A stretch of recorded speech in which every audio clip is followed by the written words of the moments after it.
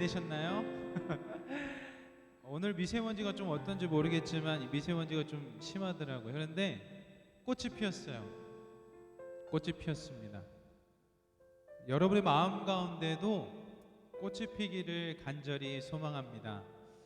제가 목금토 저희 할머님이 하나님 나라 가셔가지고 장례식장에 갔다 왔는데 그때 깨달은 게 있어요. 죽음은 동일하더라고요. 92세에 돌아가셨어요. 지병이 있으셔서 이제 돌아가셨는데 그때 가족들이 다 모여서 저희 하이미 나이미 또래들이 한 11명 정도 모이고 인가 친척들 다 모였는데 예수 믿는 가정들의 힘을 좀 볼 수 있었던 것 같습니다. 여러분, 2주간이 종료주일이고 이제 고난주간의 시작인데 여러분, 우리가 그리스도를 믿는 것 중에 가장 중요한 것은 고난으로 끝나지 않습니다. 고난 뒤에 분명 부활이 있습니다. 그래서 소망하기 때문에 우리들의 신앙 자체가 얼마나 고귀한 것인지 다시 한번 깨닫게 되었습니다. 오늘 이렇게 기도했으면 좋겠습니다. 하나님, 이 세상은 죽음이 오면 끝이라고 이야기하지만 말씀은 그렇게 이야기하지 않습니다. 죽음 뒤에 있을 새로운 세계, 죽음으로부터 인생이 끝나버리는 것이 아니라 끝나는 그 시점에 다시 한번 새롭게 시작되는 그 놀라운 하나님의 섭리를 우리 귀한 청년들이 깨닫게 해달라고 이 시간에 잠시 하나님, 죽음이 끝나는 것이 아니라 고난이 끝나는 것이 아니라 이제 거기가 새로운 시작점입니다 라고 주님, 우리가 오늘도 예배 가운데 그 시작점의 은혜를 누릴 수 있게 해주옵소서라고 주님의 이름으로 한번 부르짖고 기도하며 주님 앞에 나가도록 하겠습니다. 주여! 하나님, 예수 그리스도 유월절 어린 양의 피로 말미암아 죄와 사망에서 우리를 구원하십니다. 죄와 사망에서 우리를 구원하십니다. 죄와 사망에서 우리를 구원하십니다. 주님, 죽음은 끝이 아닙니다. 죽음은 새로운 시작입니다. 우리 안에 고난은 끝이 아닙니다. 고난은 새로운 시작입니다. 어떤 것들이 우리를 막아선다 할지라도 우리는 예수 그리스도 안에 있으면 우리는 어느 누구도 넘어뜨릴 수 없습니다.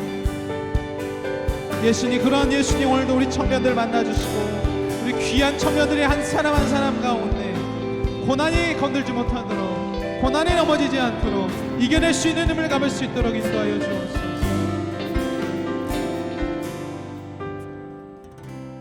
우리 한 가지 더 기도합시다.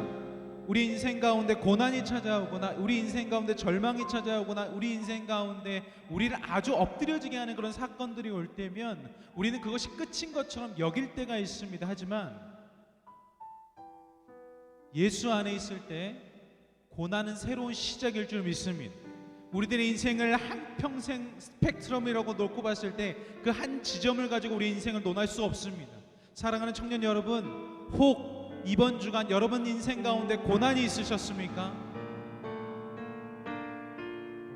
그것이 끝이 아님을 기억하시기 바랍니다. 어쩌면 그 고난 때문에 새로운 인생의 시작이 피어날지 모르겠습니다. 한 알의 씨앗이 땅에 떨어져 죽어야만 꽃이 피고 열매가 맺는 논리와 같습니다. 시간의 마지막으로 기도하고 찬양할 텐데, 하나님, 우리 인생 가운데 어떠한 고난과 역경이 올지라도 포기하는 인생이 아니라 예수님과 함께 다시 한번 승리하고 날아오르는, 예수님과 함께 다시 한번 에너지를 얻고 다시 한번 살만한 인생으로 살게 되는 그런 복이 있게 해달라고 주님 앞에 기도하며 다시 한번 나가도록 하겠습니다. 기도하겠습니다. 사랑의 하나님, 감사합니다. 하나님, 우리가 죽고 죽어서 다시 피어나는 꽃이 되게 하여 주옵소서. 하나님, 우리가 죽고 죽어서 다시 한번 피어나는 꽃이 되게 하여 주옵소서. 하나님, 우리가 죽고 죽어서 다시 한번 피어나는 꽃이 되게 하여 주옵소서. 하나님, 우리가 죽고 죽어서 다시 한번 피어나는 꽃이 되게 하여 주옵소서. 하나님, 우리가 죽고 죽어서 다시 한번 새롭게 피어나는 꽃이 되게 하여 주옵소서. 오 주여, 아버지 다시 한번 우리가 피어나는 꽃이 되게 하여 주옵소서. 고난으로 넘어지지 않게 하시고 고난으로 끝나지 않게 하여 주옵소서. 그 인생이 우리만의 인생이 될 수 있도록 인도하여 주시옵소서.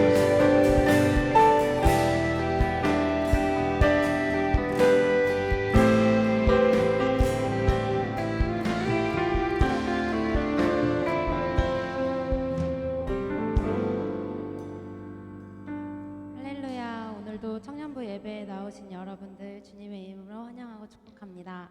다들 잘 지내셨나요? 잘 지내셨나요? 이번 주는 사순절 종력주일 그리고 고난주간입니다. 우리 그리스도의 고난과 십자가 사랑을 묵상하시면서 함께 찬양드리길 원하는데요. 자기의 가장 귀한 향유 옥합을 주님 앞에 서스럼 없이 깨뜨린 여인처럼 저희도 저희 예수님을 위하여 우리의 가장 귀한 것을 내어드리는 자가 되어드리길 소망합니다. 다 같이 일어나셔서 나의 모습 나의 소유 함께 찬양드리시겠습니다.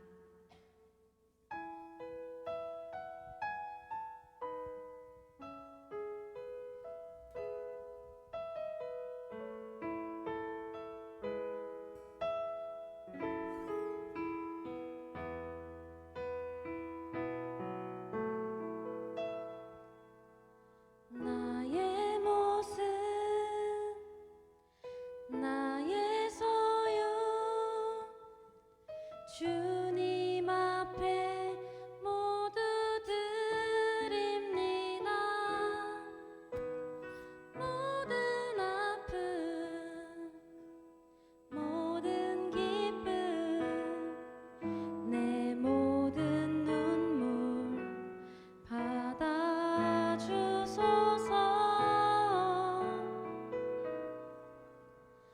나의 생명을 드리니 주 영광 위하여 사용하옵소서.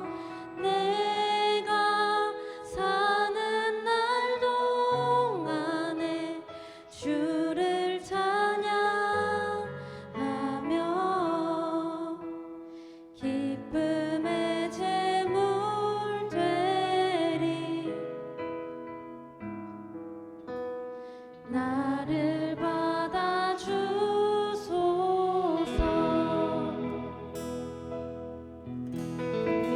처음부터 함께 찬양 드립시다. 나의 모습 나의 모습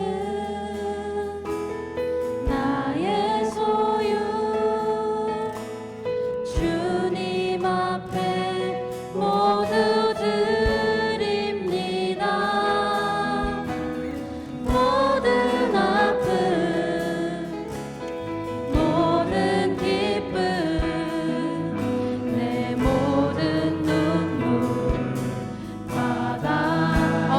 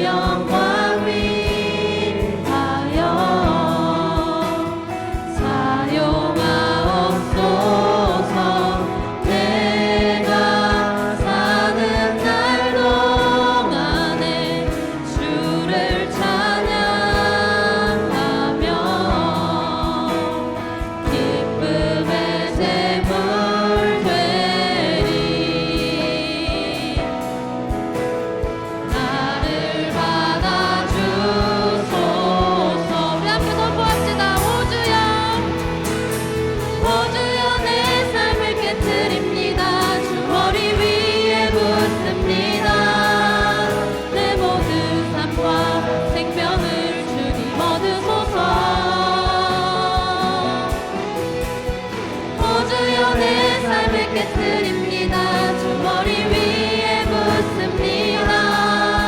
주님께라면 아깝지 않습니다. 오 주여, 오 주여 내 삶을 깨뜨립니다. 주 머리 위에 묻습니다. 내 모든 삶과 생명을 주님 얻으소서. 오 주여 내 삶을 깨뜨립니다. 주 머리 위에 묻습니다. 주님께라면 아깝지 않습니다. 아멘. 우리 이를 구원하시기 위해 6월절 어린 양이 되신 주님께 함께 찬양 드립시다. 6월절 어린 양의 피로 함께 찬양 드리시겠습니다.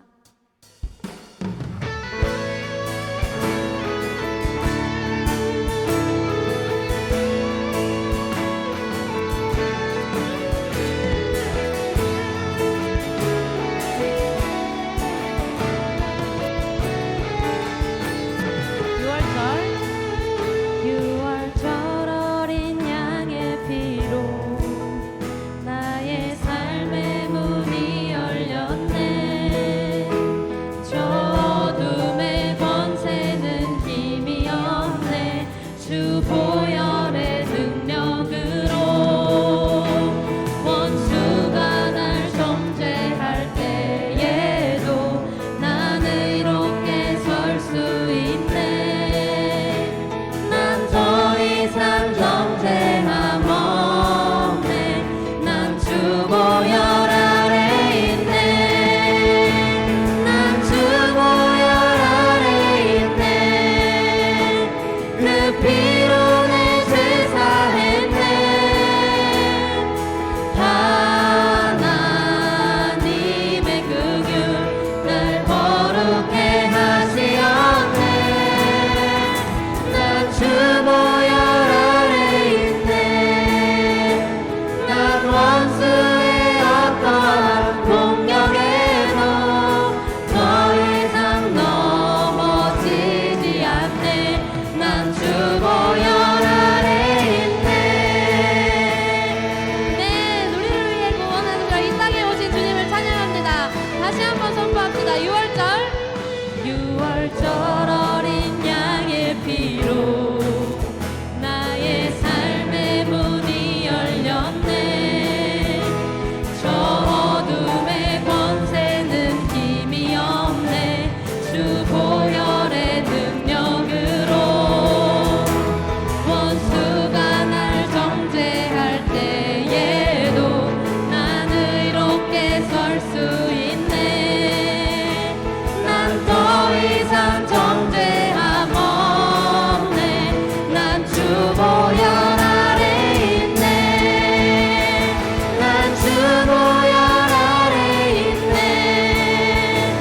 그 피로 내 죄 사했네. 하나님의 그 길 날 거룩해 하시었네. 난 주 보혈 아래 있네. 난 원수의 어떠한 공격에도 더 이상 넘어지지 않네. 난 주 보혈 아래 있네.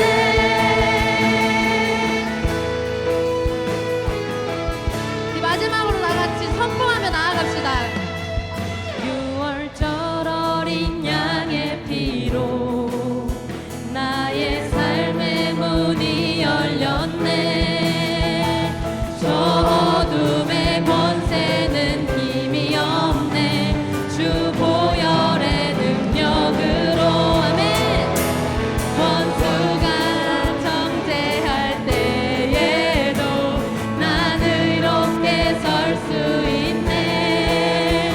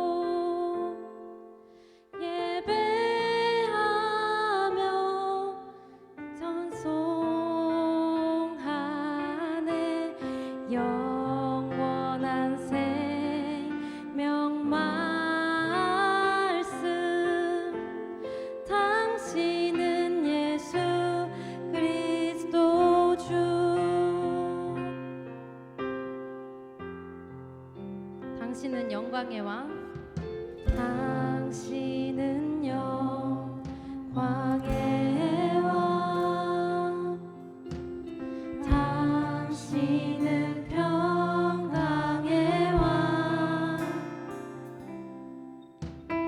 당신은 하늘과 땅의 주, 당신은 정의의 아들, 천사가 무릎 꿇고 예배하고 찬송하네. 예배하고 찬송하네. 영원한 생명 말씀, 당신은 예수. 다시 한번 선포합시다. 천사가 무릎 꿇고, 천사가 무릎 꿇고 예배하고 찬송하네. 영원한 생명 말씀, 당신은 예수 그리스도 주. 호산나 다윗의 자손께, 호산나 불러 왕 중의 왕. 높은 하늘에 영광을 예수 주 메시아네. 호산나 다윗의 자손께, 호산나 불러 왕 중의 왕. 높은 하늘에 영광을 예수 주 메시아네. 호산나, 호산나 다윗의 자손께, 호산나 불러 왕 중의 왕. 높은 하늘에 영광을 예수 주. 호산나 다윗의 마지막으로 함께 선포합시다. 호산나, 호산나 다윗의 자손께, 호산나 불러 왕 중의 왕. 높은 하늘에 영광을 예수 주 메시아네. 예수 주 메시아네.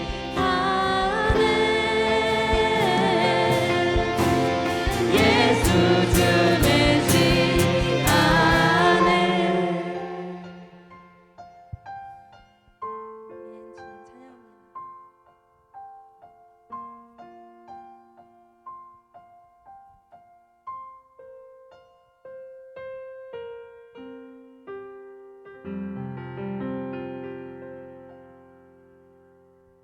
마지막으로 다 같이 찬양 드릴 곡은 예수 하나님의 공의라는 찬양인데요.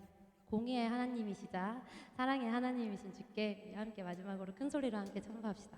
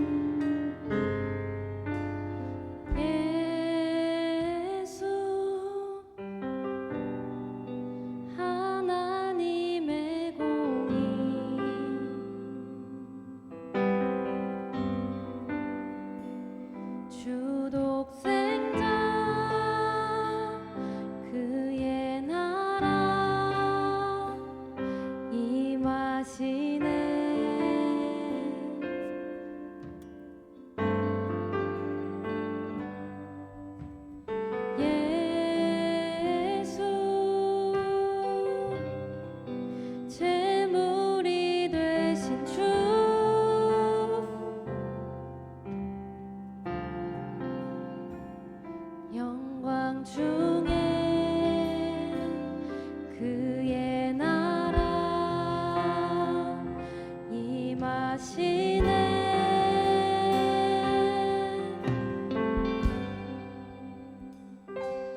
주의 나라 영원하며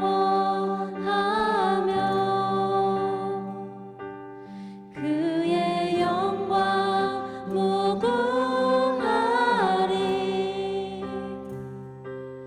왕의 위엄과 능력이 이제 임하였으니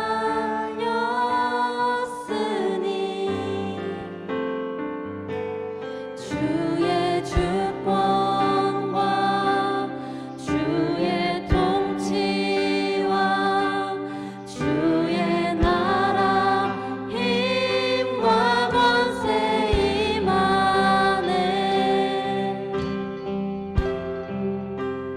예수 하나님의 공의.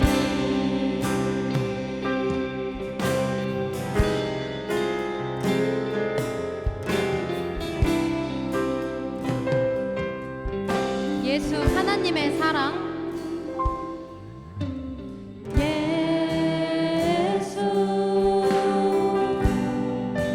하나님의 사랑.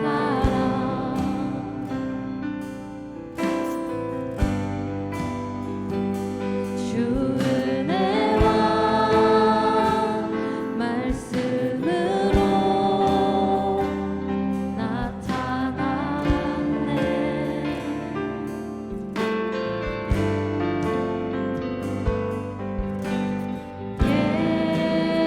예수 거룩한 하나님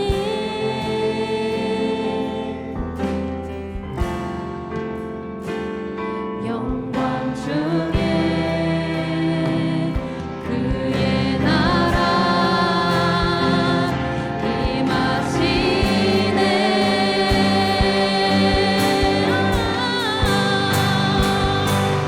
주의 나라 영원하며 그의 영광 무궁하리.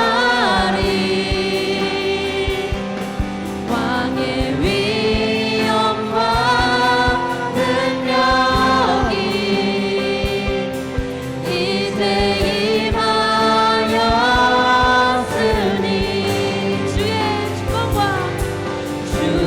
주권과 주의 통치와 주의 나라 힘과 권세 임하네.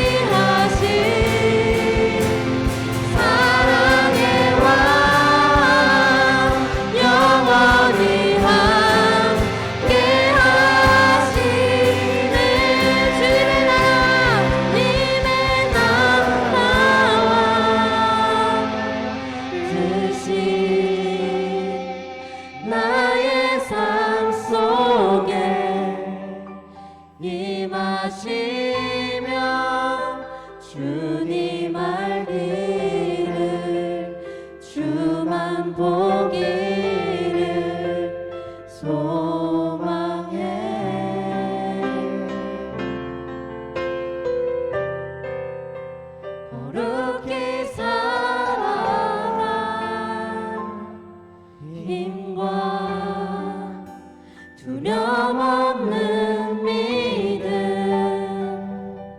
주실 나의 하나님 온전한 사랑 찬양해. 우리 이 시간 다 같이 기도하길 원하는데요. 공의의 하나님이시자 사랑의 하나님이신 주님, 우리를 구원하시기 위해 영광과 주권을 버리고 고난을 당하신 주님, 정말 놀라우신 주님을 찬양합니다. 주님이 우리를 위해 지극히 높은 곳에서 낮은 곳으로 오셨듯이, 그리고 우리를 위해 행하셨던 우리 모든 일들을 기억하며 주님이 사셨듯이 우리도 그렇게 살아가겠다고 다짐하면서 우리 함께 기도하면서 나아갑시다. 주님, 놀라우신 주님을 찬양합니다. 그 어떤 말이라도, 그 어떤 행동으로도 주님을 정말 표현할 수 없습니다. 주님의 그 위대하심을 표현할 수가 없습니다. 주님, 공의의 하나님이시다. 사랑의 하나님이시다. 우리를 구원하시기 위해 예수님을 이 땅에 보내주시고 정말 그 삼칠 필요도 없는 그런 십자가의 못 박히심을 당하게 하셨습니다. 아버지, 주님의 사랑을 잊지 않고 주님을 따라 결단하며 나아갈 수 있는 저희가 될 수 있도록 도와주시옵소서. 우리의 힘으로는 벗어날 수 없는 이 모든 죄에서 우리를 구원하시기 위해 십자가를 기억하면서 정말 우리의 건설함을 죽고 우리의 자아를 천당이 파괴되어서 주님의 그 마음만으로 일어날 수 있도록 아버지 도와주시옵소서. 받아주시옵소서.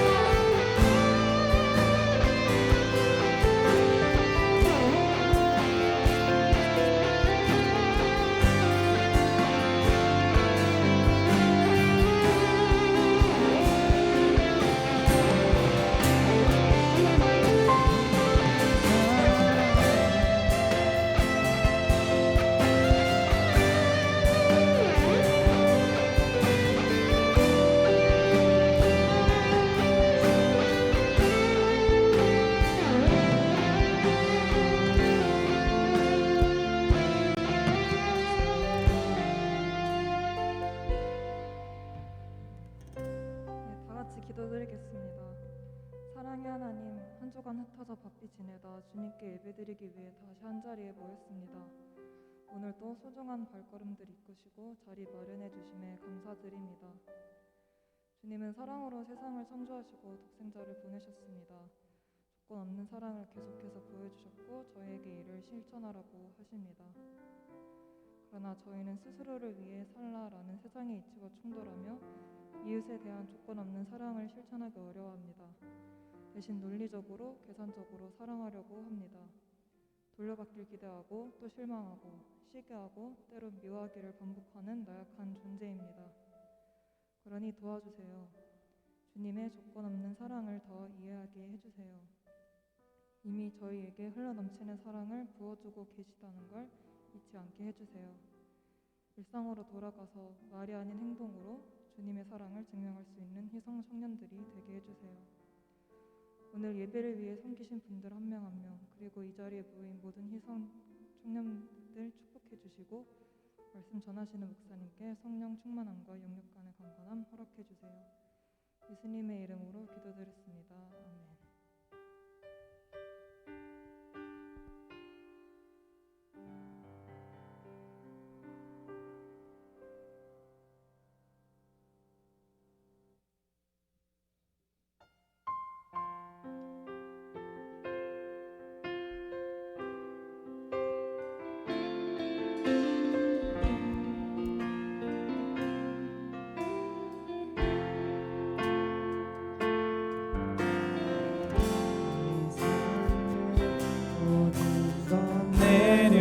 내려놓고 내 주 되신 주 앞에 나가 내가 사랑했던 모든 것 내려놓고 주님만 사랑해.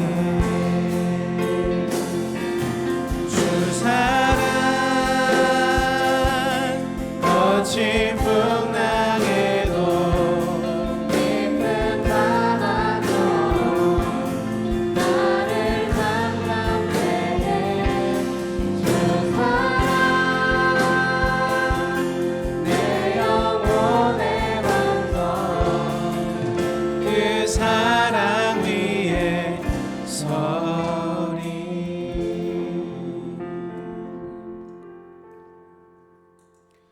모든 것이 주께로부터 왔사오니 모든 것을 주께 돌려드림이 마땅합니다. 하나님, 오늘도 우리가 코로 숨 쉴 수 있고 생명 살 수 있게 해주셔서 참으로 감사드립니다. 살 동안에 주님께서 주신 직업 가지고, 주님께서 주신 기회 가지고 이 땅에 밥벌이하며 살고 있습니다. 그 중에 하나님께 드리고자 하여 구별하여 드린 예물이 있습니다. 이 예물을 기쁘게 받아 주옵소서. 이 예물이 쓰이는 곳곳마다 살아나는 역사, 생명의 역사 있게 하여 주옵소서. 혹 드릴 물질이 없어 마음을 드린 이들이 있다면 주님, 그 마음 기쁘게 받아주시고 하나님, 그 모든 사람들이 일할 수 있는 기쁨을 누릴 수 있도록 그 기회에 허락하여 주옵소서. 하나님, 우리가 돈의 노예가 되어 살아가는 것이 아니라 돈을 다스리며 살아갈 수 있도록 복 내려 주옵소서. 그리스도 대신 예수님의 이름으로 봉헌 기도 드립니다. 아멘.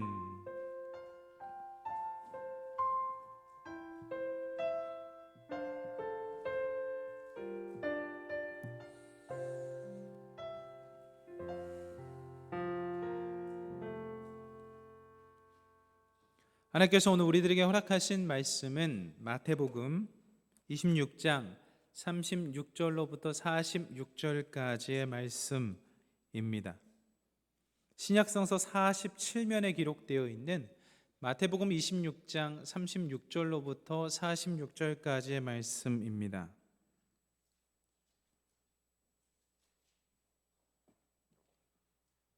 저 한 절, 여러분 한 절 교독하시고요, 마지막 절을 함께 읽겠습니다.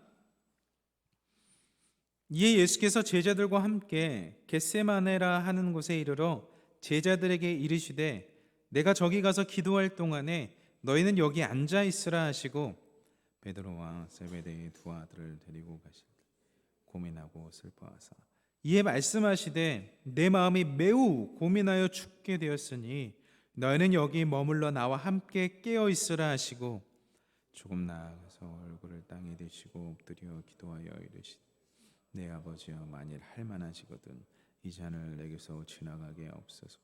그러나 나의 원대로 마시옵고 아버지의 원대로 하옵소서 하시고 제자들에게 오사 그 자는 것을 보시고 베드로에게 말씀하시되 너희가 나와 함께 한 시간도 이렇게 깨어 있을 수 없더냐. 시험 주지 않게 깨어 기도하라. 마음에는 원이로되 육신이 약하도다 하시고 다시 두 번째 나아가 기도하여 이르시되 내 아버지여, 만일 내가 마시지 않고는 이 잔이 내게서 지나갈 수 없거든 아버지의 원대로 되기를 원하나이다 하시고 진보상 보신즉 그들이 잔이 있는 그들의 눈이 피곤함이 일러라. 또 그들을 드시고 나아가 세 번째 같은 말씀으로 기도하신 후 이 제자들에게 오사 이르시되 이제는 자고 쉬라. 보라, 때가 가까이 왔으니 인자가 죄인의 손에 팔리는. 함께 읽겠습니다. 일어나라, 함께 가자. 보라, 나를 파는 자가 가까이 왔느니라. 아멘. 삼위일체 하나님께 감사의 고백을 하겠습니다. 하나님은 사랑이십니다. 예수님은 구원자이십니다. 성령님은 돕는 자이십니다.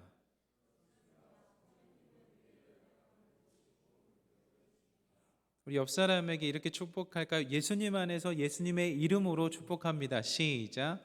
예수님 안에서 예수님의 이름으로 축복합니다. 아멘.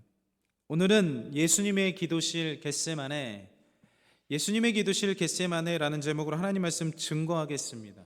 여러분, 생일은 1년에 몇 번 오죠? 그거 음력 양력 두 번 아니요, 하지 말고 딱 한 번. 1년에 생일은 한 번 옵니다. 생일처럼 1번에 한 번 오는 절기가 있는데 그 절기 사순절.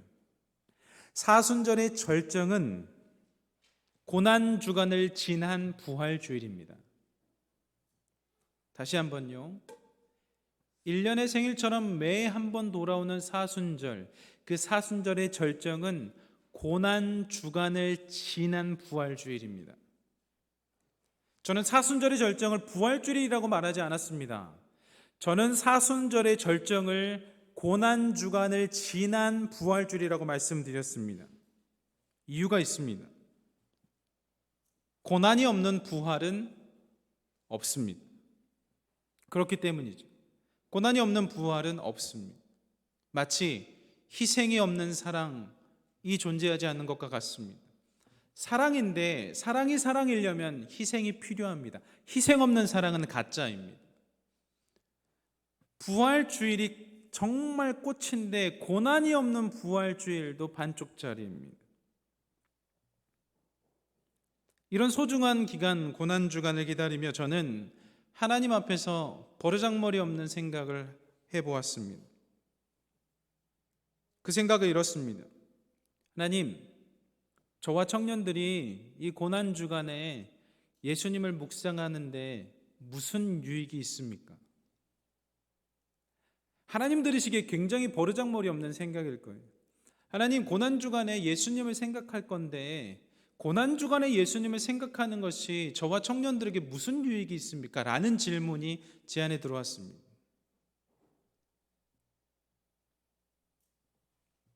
사실 이 질문 자체가 버르장머리 없는 이유는 다음과 같습니다. 만약 예수님을 고난주간에 묵상했는데 별로 유익이 없으면 나는 묵상하고 싶지 않다라는 의지가 포함되어 있기 때문이죠. 이것은 믿음으로 순종하는 것이 아니라 믿음 없음으로 의심하는 것과 같습니다. 그런데 제 안에 그러한 버르장머리 없는 질문이 떠올랐습니다. 여러분이 하나님이라면 어떻게 답변하시겠습니까? 제가 하나님이라면 수준 낮아가지고 대화 안 할 것 같았습니다. 그런데 제 안에 그런 질문이 계속 들어와서 솔직하게 하나님 앞에 나갈 수밖에 없었습니다. 근데 하나님께서 이런 마음을 주시는 것 같았어요. 사랑하는 아들아, 내가 알려줄게. 그거 궁금하니? 내가 알려줄게. 이러한 발칙한 질문도 현명하게 감동으로 말씀하시는 하나님은 사랑이십니다. 이 고난주간 오늘 말씀을 통하여서 우리들에게 어떤 유익을 주시는지 살펴보기를 소망합니다. 사랑하는 청년 여러분, 오늘 본문 말씀 중에 36절의 말씀을 다시 읽어보기를 소망합니다. 제가 읽겠습니다. 이에 예수께서 제자들과 함께 겟세마네라 하는 곳에 이르러 제자들에게 이르시되 내가 저기 가서 기도할 동안에 너희는 여기 앉아 있으라 하시고, 예수님께서는요 겟세마네라는 곳에 이르러서 기도하셨습니다. 여러분, 겟세마네는요 어려운 곳이 아니에요. 예루살렘 근처에 산이 하나 있었거든요.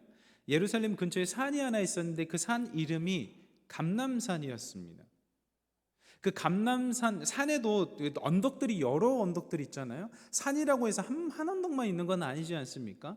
그 언덕 중에 하나가 겟세마네예요. 그러니까 예루살렘 근처에 동네에 산이 하나 있었는데 감람산, 그 감람산의 여러 언덕 중에 하나가 겟세마네입니다. 우리 교회에 아주 가까운 산이 하나 있는데 무슨 산이죠? 성미산이죠. 그런 것처럼 예루살렘에 가까이에 산이 있었던 거예요. 그 산의 여러 가지 동산 중에 하나가 겟세마네에 있는 겁니다. 그럼 여기서 우린 질문할 수 있죠. 예수님은 왜 겟세마네에서 기도하셨는가? 여러분, 예수님께서 왜 겟세마네에서 기도하셨을까요?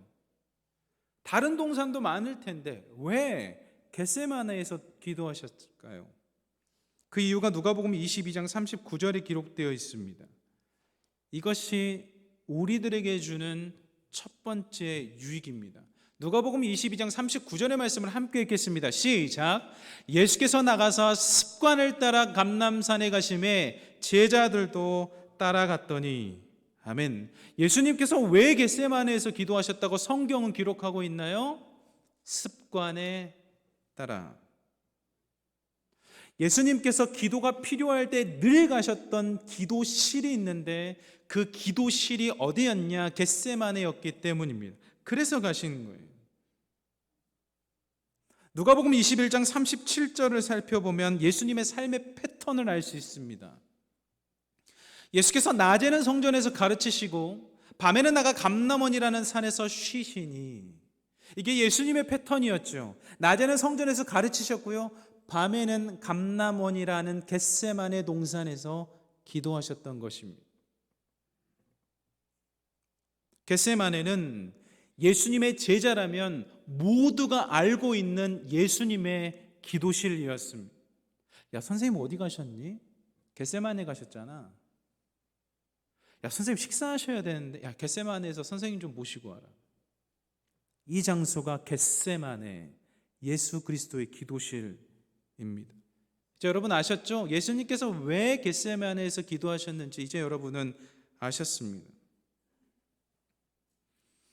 예수님께서는요, 습관에 따라 겟세마네에서 기도하셨는데, 여기서 습관에 따라에 포함되어 있는 개념 하나는 내가 평안할 때이든지 평안하지 아니할 때이든지 기도실에서 기도하셨던 것에 있습니다. 예수님은 지금 십자가 고난을 지기 이전에 내가 너무 고통스러워서 겟세마네에 가신 것이 아닙니다. 늘 하나님과 교통하기 위해서 가셨던 곳에 그날도 가신 것뿐입니다. 사랑하는 청년 여러분, 예수님의 기도실 겟세마네, 여러분은 여러분의 겟세마네가 있으십니까? 여러분은 여러분 주위 사람들이 다 알만한 겟세마네가 있으십니까? 예수님의 겟세마네는 예수님의 제자라면 모두가 알았습니다. 그래서 가롯 유다가 자신의 스승인 예수 그리스도를 팔기 위해 그들을 겟세마네로 데리고 오죠. 다 아는 거예요. 이거 선생님 어디 가셨니? 겟세마네. 기도하시잖아. 여러분은 여러분만의 겟세마네가 있습니까? 있으시다면 축복합니다. 그 겟세마네를 꼭 간직하시기 바랍니다. 없으시다면 여러분의 겟세마네를 확보하시기 바랍니다. 예수님은요, 고난주간 너무 고난받고 고난이 힘들어서 겟세마네에 가신 게 아니에요. 늘 가셨던 곳이 겟세마네입니다. 여러분, 사탄이 우리들을 가장 많이 유혹하는 게 뭔지 아세요? 바빠서 기도하지 못하게 합니다. 이거 엄청난 유혹이에요. 바빠서 기도 못하게 합니다. 그리고 바빠서 기도를 적게 하게 합니다. 바쁘다는 이유로 기도하지 않습니다. 그리고 적게 합니다. 여러분, 이것이 하나님의 사람들을 무너뜨리는 사탄의 아주 교묘한 전략이죠. 왜? 기도하면 파워가 있거든요. 기도하면 이길 만한 힘이 나오거든요. 기도하면 예수 그리스도로부터 공급받는 것들이 생기거든요. 그래서 사탄은 기도하지 못하게 하지요. 바빠서 너무 바쁘게 만듭니다. 삶을 바쁘게 만들어요. 성공도 줍니다. 성공해야지. 성공 줘요. 예수님 잊어버리죠. 바빠서 기도하지 못하죠. 주님 앞에 정직하게 SNS 하는 시간, 기도하는 시간을 절대적 비교로 해보면 저도 할 말은 없습니다. 저도 할 말은 없어요. 하지만 우리가 우리들의 인생의 주인이라고 생각하는 그분이 우리들의 삶을 이끌어간다고 진실로 믿는다면, 가짜로 믿는 사람은 그런 거 상관없어요. 개의치 않아요. 그리고 심지어 가짜로 믿는 사람은 사탄이 공격하지도 않습니다. 근데 내가 그것을 진실로 믿는다면 우리는 우리의 겟세마네를 확보하기 위해 전투해야 합니다.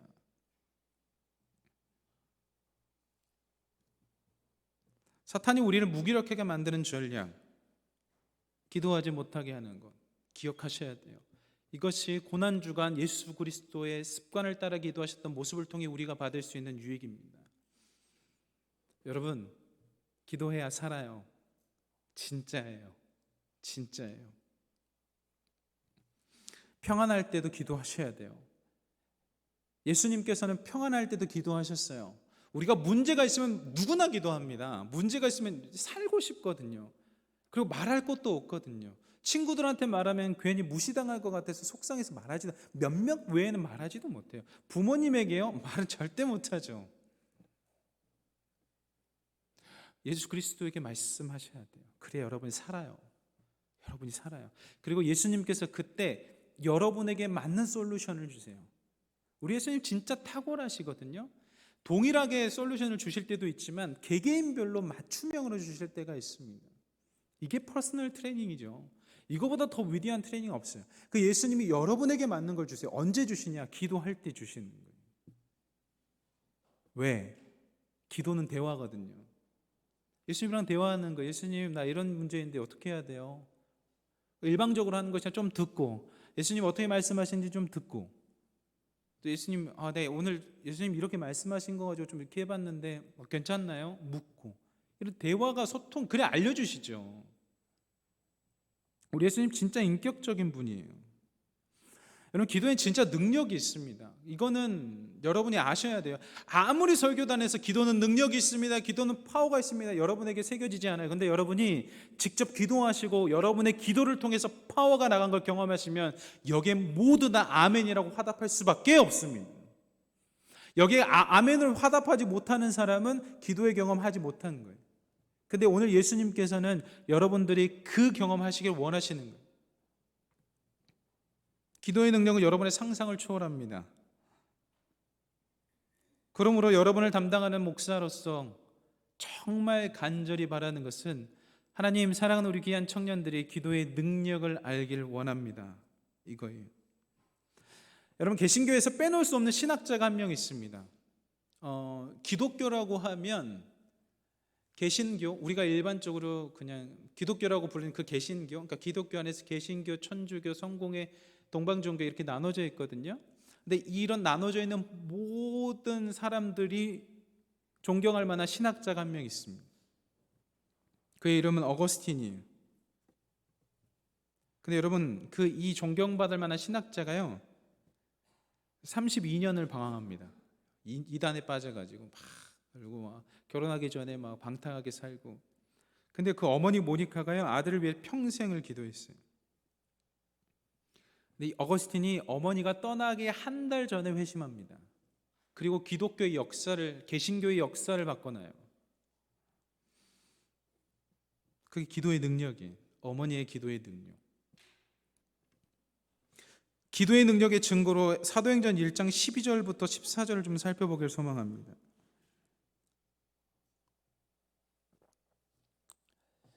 12절 제가 읽고요, 13절 여러분들이 읽고 14절 같이 읽겠습니다. 제자들이 감람원이라고 하는 산으로부터 예루살렘에 돌아오니 이 산은 예루살렘에서 가까워 안식일에 가기 알맞는 길이라. 들어가 그들이 요한은 안드레아 벨립, 도마와 바돌로메, 마테와 및 알페오의 아들 야고보, 셀로데 시몬, 야고보의 아들 유다가 다 거기 있어. 함께 읽습니다. 여자들과 예수의 어머니 마리아와 예수의 아우들과 더불어 마음을 같이하여 오로지 기도에 힘쓰더라.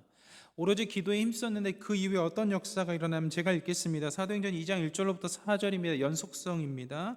기도했더니 오순절 날이 이미 이름에 그들이 다 같이 한 곳에 모였더니 후련히 하늘로부터 급하고 강한 바람 같은 소리가 있어 그들이 앉은 온 집에 가득하며 마치 불의 혀처럼 갈라지는 것들이 그들에게 보여 각 사람 위에 하나씩 임하여 있더니 그들이 다 성령의 충만함을 받고 성령이 말하게 하심을 따라 다른 언어들로 말하기를 시작하니라.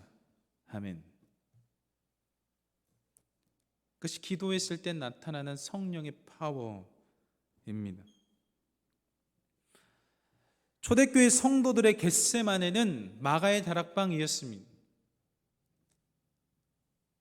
사도행전 3장 1절로부터 10절입니다. 제가 너무 좋아하는 말씀인데 여러분도 이 말씀을 통해 기도의 능력을 알기를 소망합니다. 제가 한 절 여러분 한 절 교독하시고 마지막 절 함께 읽겠습니다. 제9시의 기도 시간에 베드로와 요한이 성전에 올라갈새 나면서 못 걷게 된 이를 사람들이 메고 오니 이는 성전에 들어가는 사람들에게 구걸하기 위하여 날마다 그가 베드로와 요한이 성전에 들어가려 함을 보고 구걸하거늘 베드로가 요한과 더불어 주목하여 이르되 우리를 보라 하니 그가 그들에게서 무엇을 얻을까 하여 바라보거늘 베드로가 있는데 은과 금은 내게 없거니와 내게 있는 이것을 내게 주노니 나사렛 예수 그리스도의 이름으로 일어나 걸어라. 오른손을 잡아 일으키니 발과 발목이 곧 힘을 얻고 뛰어서서 걸으며 그들과 함께 성전으로 들어가서 걷기도 하고 뛰기도 하며 하나님을 찬송하니 모든 백성이 그 걷는 것과 하나님을 찬송함을 보고 함께 읽습니다. 그가 본래 성전 미문에 앉아 구걸하던 사람인 줄 알고 그에게 일어난 일로 인하여 심히 놀랍게 여기며 놀라니라. 아멘. 6절에 보면요, 이런 단락이 나옵니다. 내게 있는 이것을 내게 주노니, 내게 있는 이것을 너에게 주노니. 무슨 말이냐면 내게 예수 그리스도의 능력이 있다, 그래서 이것을 너에게 주겠다라는 표현입니다. 여러분, 기도하는 사람들에게는 이 능력이 나타납니다. 그래서 여러분들이요, 누군가 친구가 힘들었을 때 여러분들이 손을 놓고 기도해 주셨을 때 이런 역사가 나타나요. 여러분, 이것은 뭐 교육자의 권유물이 아닙니다. 여러분 다 예수님의 제자시잖아요. 다 여러분이 예수님의 제자세요. 여러분이 기도해 주시는 거예요. 나사렛 예수 그리스도 여러분 기도해 주시는 거예요. 내게 있는 이것을 너에게 주겠다. 이게 기도하는 자에게 나타나는 능력입니다. 여러분이 기도하는 사람이라면 여러분이 기도하는 그 사람은 이 기도의 능력을 받게 돼 있어요. 이게 사도 베드로와 요한에게 나타나는 기도의 능력입니다. 이것이 예수 그리스도의 이름의 능력이에요. 사실은 죄가 많은 사람에게는 기도의 능력이 나타나지 않습니다만 예수 그리스도의 이름의 능력에 무엇이 포함되어 있냐면 우리의 죄성을 덮어버리는 의의 옷으로 입히시는 능력이 포함되어 있거든요. 그래서 그를 위해서 예수 그리스도의 이름으로 기도할 때 능력이 나가는 겁니다. 그런데 여기서 보면 재밌는 것이 제9시만 되면 베드로와 요한은 기도하러 올라갔다는 거예요. 9시, 현대인의 그 삶의 패턴으로 보면 더하기 6을 하면 되거든요. 그러니까 오후 3시만 되면 올라가서 기도했다라는 거예요. 요한과 베드로의 겟세마네는 예루살렘 성전이었습니다. 사랑하는 성교 청년 여러분, 고난주간 예수 그리스도께서 주시는 첫 번째 유익, 우리의 겟세마네를 기억하라입니다. 두 번째요, 참 재미있는 말씀이 나와요. 37절 말씀인데 제가 읽어볼게요. 진짜 재밌어요. 베드로와 세베대의 두 아들을 데리고 가실새 고민하고 슬퍼하사. 여러분, 이게 왜 재미냐면 36절에 다른 제자들 앉아있으라고 했어요. 예수님의 12제자가 굉장히 친하고 친밀한 제자잖아요. 근데 예수님께서 어떤 장면이 나오냐면요, 3명을 따로 부르네. 3명을 따로 불러요. 여러분, 우리 예수님이 얼마나 평등하신 분입니까? 예수를 주라고 고백하고 예수님을 구원자로 고백하는 모든 사람에게 구원을 주시는 아주 평등하신 예수 그리스도세요. 그런데 이 고난의 시간에 참 재밌는 것은 베드로와 세베대의 아들 야고보와 요한 이 두 사람을 따로 데려가십니다. 이들에게 더 솔직하게 말씀하십니다. 고민하고 슬퍼하사. 얼마나 인간적인 예수 그리스도의 모습을 보는지, 그리고 38절에 어느 정도 예수님께서 솔직했는지 성경은 이렇게 기록합니다. 제가 읽겠습니다. 이에 말씀하시되 내 마음이 매우 고민하여 죽게 되었으니 너희는 여기 머물러 나와 함께 깨어 있으라 하시고. 예수님께서요, 죽게 되었으니까 너무 고민된다고 이야기를 하는 거예요. 자신의 속 이야기를 3명에게 한 겁니다. 사랑하는 청년 여러분, 여러분의 깊은 고뇌를 말씀할 수 있고 나눌 수 있는 귀한 동역자 2-3사람 있기를 주님의 이름으로 축원합니다. 이것이 복이에요. 그리고 혹 없으시다면 하나님께서 여러분을 부르신 이 희성교회에서 꼭 만나시기 바랍니다. 예수님도요, 마지막에요, 베드로와 야고보와 요한을 따로 데려가셔서 말씀하셨어요. 어떤 청년들이 이런 생각할 때가 있습니다. 모든 사람이 내 상황을 좀 알았으면 좋겠다. 모든 사람이 내 상황을 좀 알았으면 좋겠다. 여러분, 하지만 그렇지 않습니다. 모든 사람이 여러분의 상황을 알 필요 없어요. 그런데 2-3사람 정도는 알아야 여러분이 행복할 수 있습니다. 여러분, 모든 사람에게 좋은 평판 받고자 애쓰지 마세요. 그러면 가면 써야 돼요. 제가 여러 번 말씀드렸죠. 제가 그렇다고, 가면 쓴 겁쟁이였다고요. 여러분, 예수님도 힘든 상황을 솔직하게 이야기했습니다. 여러분, 모든 사람에게 만족할 만한 사람 되실 필요 없습니다. 하지만 2-3사람 정도는 정말 솔직하게 나눌 수 있는 동역자는 반드시 필요합니다. 이런 이야기를 나눌 수 있는 귀한 동역자들을 이 희성교회에서 만날 수 있기를 주님의 이름으로 축원합니다. 여러분, 그래서 그런 의미에서 순모임이 엄청 중요한 거예요. 제가 맨날 강조하잖아요. 은혜가 순모임까지 이어질 줄 믿습니다. 이거 제가 한 멘트인데요. 여러분, 은혜는요 설교 시간으로 끝나는 게 아니에요. 은혜는 찬양으로부터 시작해서 순모임까지 흘러가는 거예요. 여러분, 예수 그리스도에 대한 이야기, 신앙에 대한 이야기 어디서 하실래요? 어디서 하실래요? 교회 말고 다른 데서 하실래요? 다른 데서도 사실 못하잖아요. 근데 교회에서도 못하면 어떡하죠? 물론 시간이 걸립니다. 하지만 우리 공동체가 그나마 감사한 것은 그런 이야기들을 할 수 있어요. 우리 순장님들도 훈련 다 받으셨고 그렇게 하실 수 있고 순원들도 그런 얘기를 다 할 수 있지요. 거기까지 이어져야 되는 거예요. 그래서 순모임이 엄청 중요해요. 동역자를 만나셔야 돼요. 여러분들의 파워가 생각보다 세요.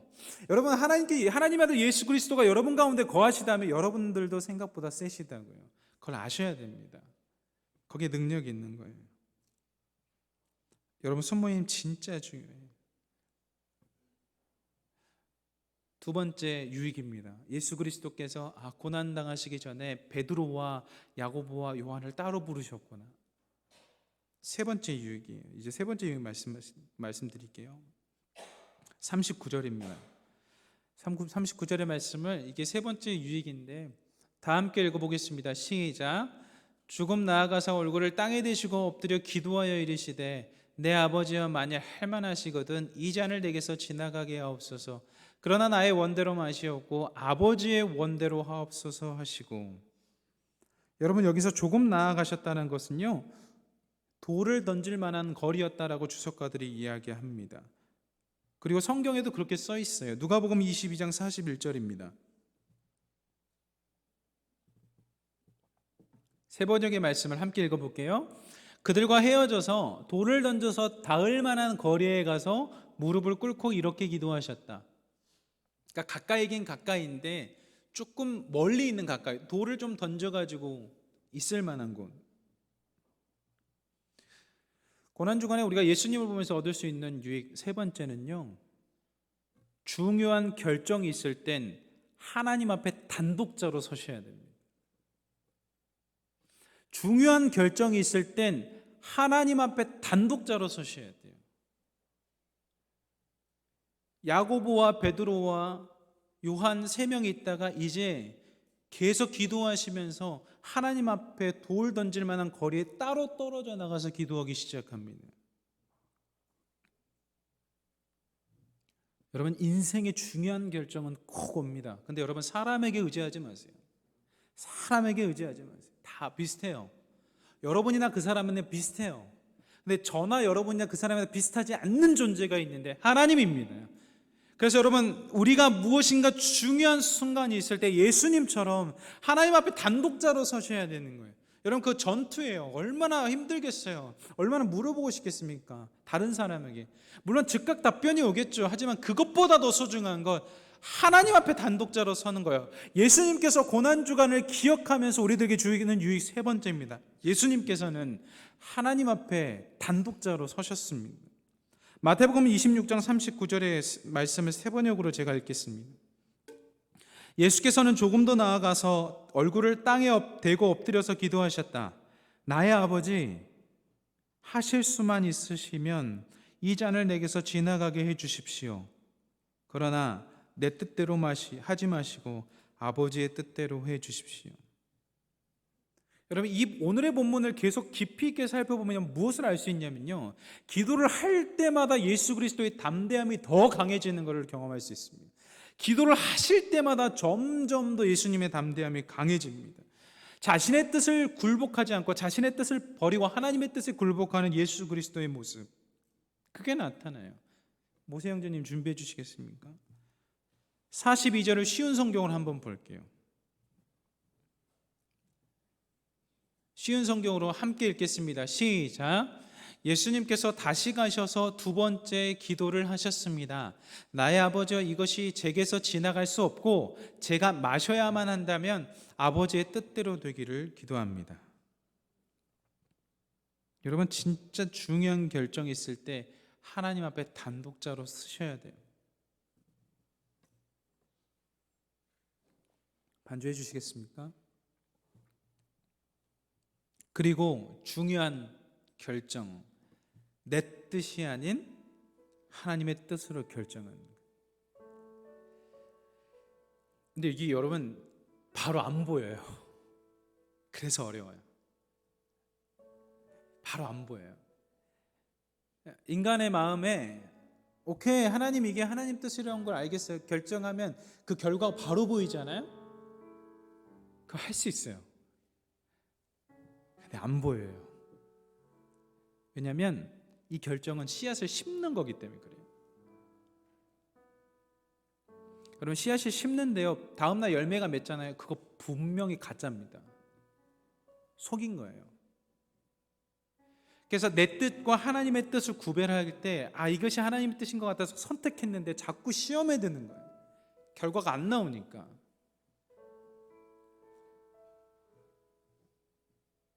근데 여러분 그래도 우리는 그 길을 가야 됩니다. 왜? 거기에 생명이 있거든요.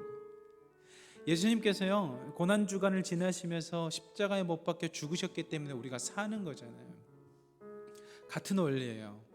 하나님의 뜻, 내 뜻이 있는데 기도를 하면 할수록 점점 담대해져서 하나님 기뻐하는 그 선택을 하게 됩니다. 근데 그 하나님의 선택을 하게 딱 됐는데 내가 사랑했던 제자가 뒤통수를 치고 나를 잡으러 와요.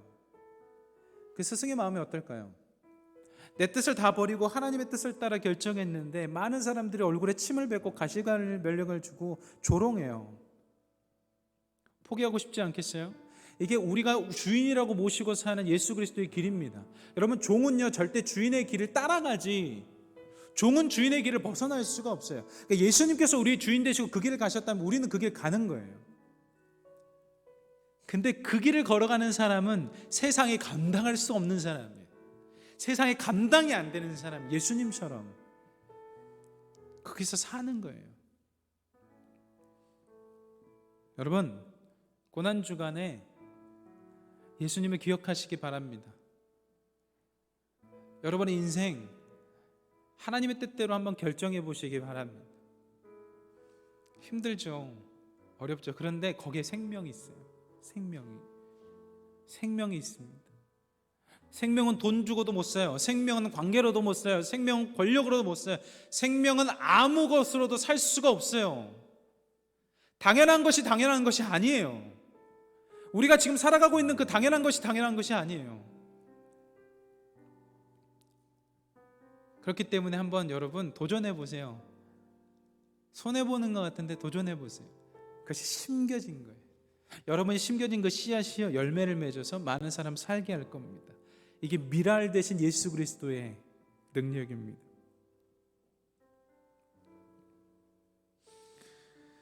사랑하는 청년 여러분, 이제 제가 우리 성교 부회장님 나와주시겠어요? 오늘은 결단 찬양을 하지 않고요, 우리 청년 한 분씩 나와서 제가 십자가 목걸이를 걸어드릴 거예요.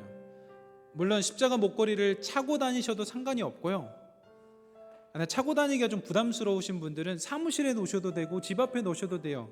우리 리더들이 고난주간에 매일 묵상할 수 있도록 단톡방에 올려드릴 겁니다. 그때 하시면 돼요. 세 가지 유익. 나의 겟세마네가 어디인가, 나와 함께하는 두세 사람이 있는가, 하나님 앞에 단독자로 중요한 결정을 하고 있는가, 이것을 깨닫게 되는 여러분 되길 바랍니다. 제가 목걸이를 걸어드리면서 이렇게 할 거예요. 고난주간 예수님을 기억하십시오. 그러면 여러분이 작은 목소리로 저에게 이렇게 답변해 주시면 됩니다. 네, 고난주간에 예수님을 기억하겠습니다. 연습 한번 해볼게요. 고난주간에 예수님을 기억하시기 바랍니다. 네, 고맙습니다. 우리 회장님 안내에 따라서 한 명씩 앞으로 나와주시면 감사하겠습니다.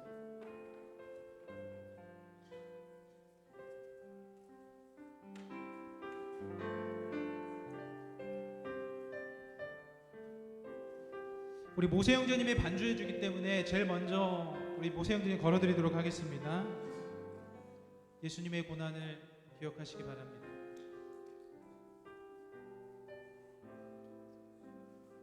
예수님의 고난을 기억하겠습니다.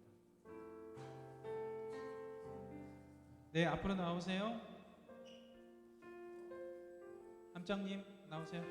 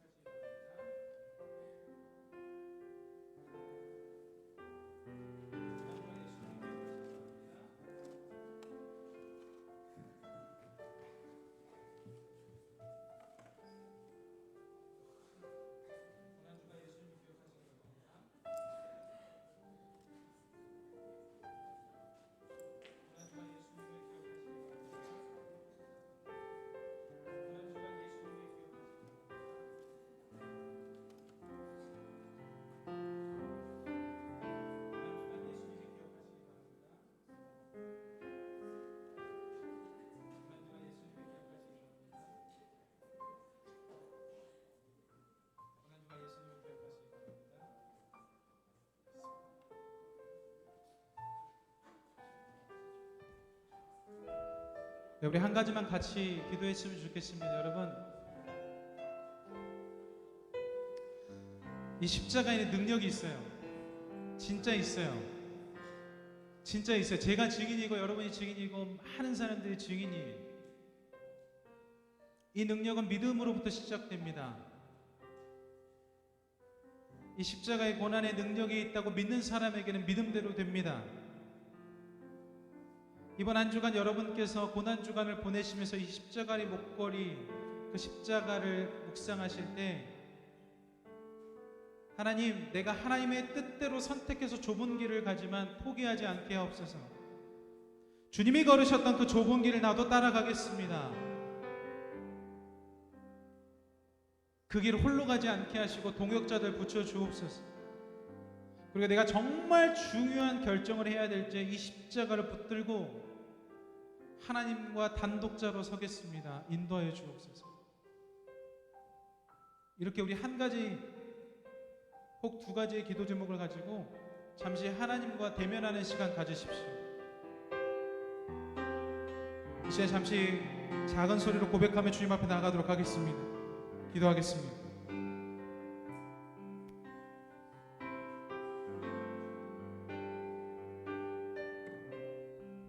주님, 지금 기도 소리를 들으시옵소서.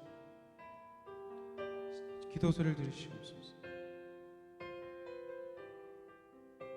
한 주간 주님의 고난, 나를 위해서 돌아가신 예수 그리스도의 십자가,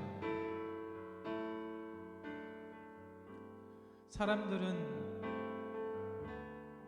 알지 못했던 하나님의 아들의 순환, 이젠 우리가 아오니, 나를 위해 그 길을 걸어가신 것을 이제 우리가 아오니 주님, 우리도 그 길 따라가겠습니다. 우리만의 겟세마네를 만들어 그곳에서 기도하겠습니다. 하나님께서 허락하신 이 귀한 희성 공동체에서 두세 명과 함께 기도하겠습니다. 그러다 하나님, 우리가 하나님 앞에 단독자로 서야 될 때가 왔을 때 담대하게 주님 곁으로 가겠습니다. 오 하나님, 사랑하는 우리 귀한 청년들 한 사람 한 사람의 인생을 주님 주관하여 주옵소서.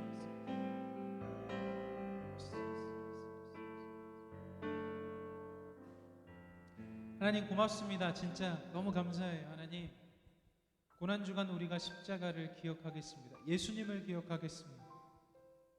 세상이 감당할 수 없는 사람, 그 사람들의 중심에는 예수 그리스도가 있습니다. 하나님, 우리 귀한 청년들이 이 땅을 살아가는 것이 정말 쉽지 않고 힘듭니다. 하지만 우리의 소망이시여 우리의 능력이신 예수 그리스도를 붙들며 살아갈 때 담대하게 이겨낼 수 있도록 주님 힘 더하여 주옵소서. 희생 없는 사랑은 가짜입니다. 하지만 예수 그리스도께서 희생하셨기에 그의 사랑은 진짜입니다. 사랑이신 예수님, 우리 귀한 청년들이 십자가를 붙들고 기도할 때에 그들의 기도 제목을 들어 주옵소서. 그들의 기도의 제목들이 응답될 수 있도록 주님 중보자가 되어 주옵소서. 어떤 순간에도 포기하지 않을 수 있도록 주님 함께해 주옵소서. 그렇게 예수님만 생각하며 이 고난주간 살게 하여 주옵소서.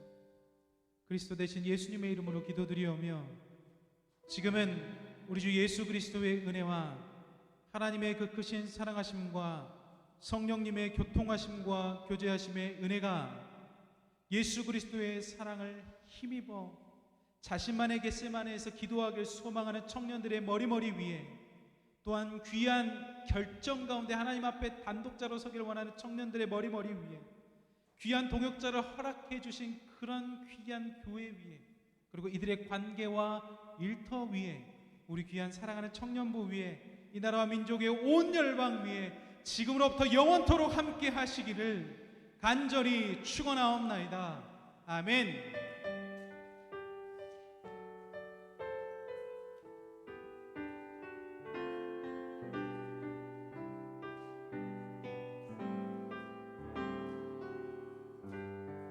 네, 우리 회장님 나오셔서 교회 소식 전해 주시겠습니다.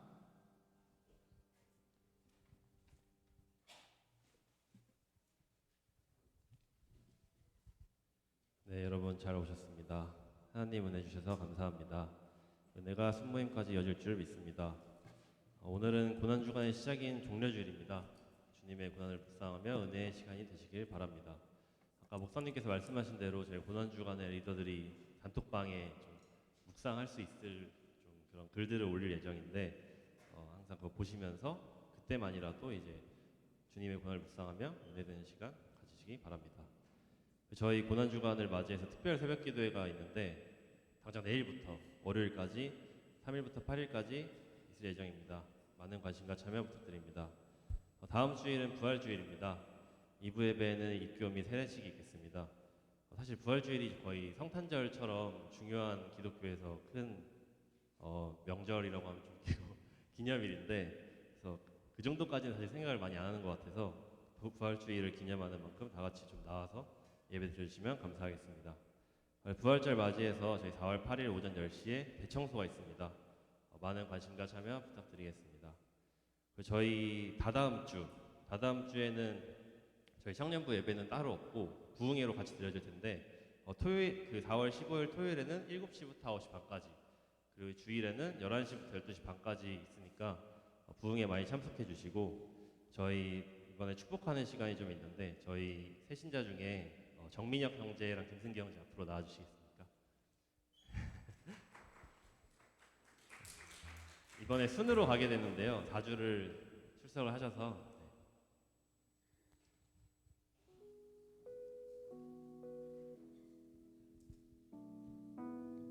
축복하는 시간 갖겠습니다. 하나님의 사랑이 당신의 삶 가운데 가득하기를 축복합니다. 하나님의 은혜가 우리 가운데 가득하길 기도합니다. 네, 저희 선물 준비했는데 한마디씩 소개라도 한번. 안녕하세요. 저는 김승기라고 하고요. 네, 26. 안녕하세요. 저는 23살 정민혁입니다. 잘 부탁드립니다. 기도 한번 하겠습니다. 하나님, 우리 승기 형제님, 민혁 형제님 보내주셔서 참 감사합니다. 하나님, 이들이 여기서 동역자들 만나게 하시고요. 하나님, 이들이 여기 온 이유가 있습니다. 그래서 우리는 아직 알지 못하지만 하나님과의 만드는 그 겟세마네에서 그 이유들을 알아가게 하시고, 여기 정말 좋은 사람들 많잖아요. 하나님께서 보내주신 사람들, 그 사람들과 잘 교제하여서 신앙의 멋진 선후배들, 신앙의 멋진 친구들 만들어갈 수 있도록 주님 축복하여 주옵소서. 이들이 가는 곳길마다 하나님께서 인도해 주시는 하나님의 목자 되신 길을 걸어갈 수 있도록 인도하여 주시고, 언제들과 이들과 동행하셔서 이들이 걷는 그 길이 하나님 보시기에 기쁜 삶의 길 될 수 있도록 복 내려 주옵소서. 그리스도 대신 예수님의 이름으로 축하하며 기도드립니다. 아멘. 그러시고 잘 적응할 수 있도록 많이 따뜻하게 맞아주시면 감사하겠습니다. 그리고 저희 앉은 대로 4월부터 순 자리가 변경되었고, 저희 주보 뒷면에 보시면은 동아리 안내를 추가했어요. 동아리 안내를 추가하고 사진 동아리 사진 너무 예쁘죠? 사진 동아리 역시 사진을 잘 찍으셨는데, 그래서 동아리 안내가 추가됐으니까 동아리 안내가 더 세부적인 동아리 안내가 필요하시던지 이러면 저한테 말씀해 주시면 감사하겠습니다. 우리 이번 주 라스트 키퍼는 경재순입니다. 귀한 성전을 잘 정리해 주심에 감사드립니다. 오늘도 새신자분들이 좀 오셨는데 새신자 리더분들 꼭 만나고 모임하고 가시면 감사하겠습니다. 그래서 군 지체들이 군에서 임하시는 하나님을 경험하도록 기도 요청드립니다. 오늘도 마무리는 구호로 마무리할 텐데요. 기도와 전도 감사합니다.